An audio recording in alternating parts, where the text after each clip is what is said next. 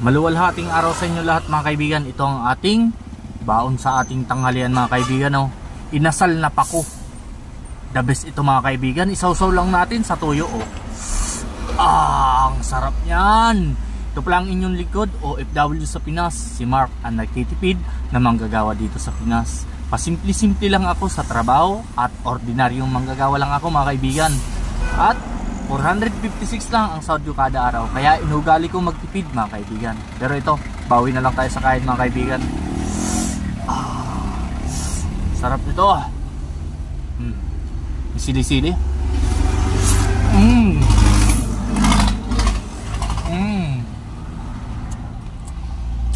Crunchy.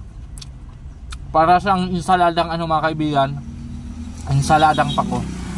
Pero ito, wala niyang sa mga sibuyas, itlog, bawang ano. Sausaw lang sa tuyo na may sili.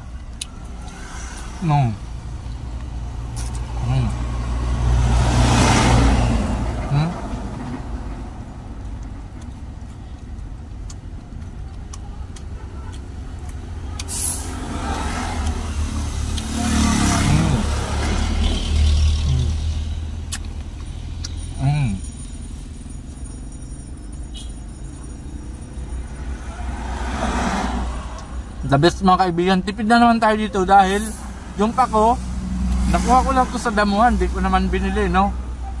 Tapos nagbaon lang ako ng kunting toyo, tapos may sili pa doon na tira-tira, no? Siling labuyo mga kaibigan, no? Pampalasa. Siling labuyo, nakuha ko lang din sa gilid-gilid.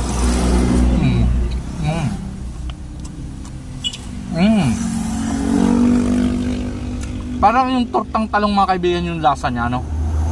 Sinog ba nga? The best.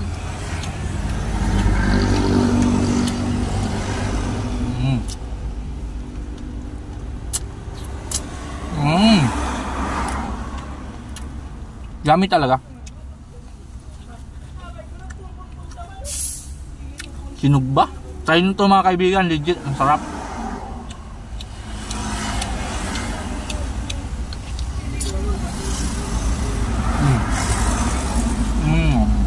Crunchy. Ito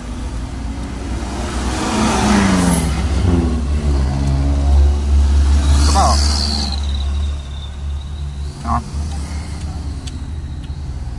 Yung iba gusto nila kung mga kilaw-kilaw. Ayokong kilaw, mas masarap yung niluluto.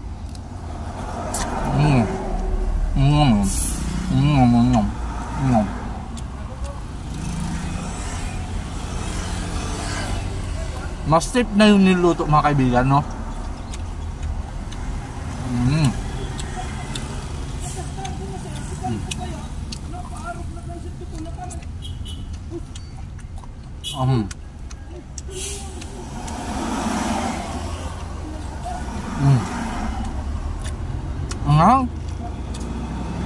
Bicolano tayo mga kaibigan eh.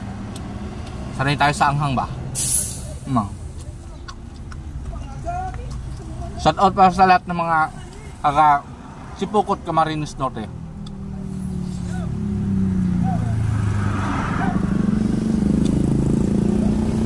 Dito kami sa Sipukot na Gruta mga kaibigan eh.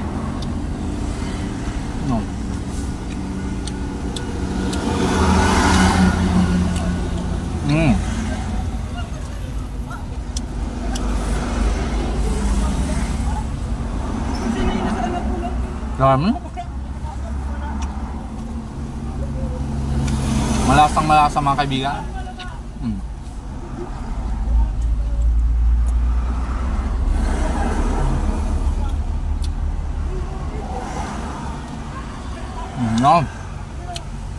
Solve na.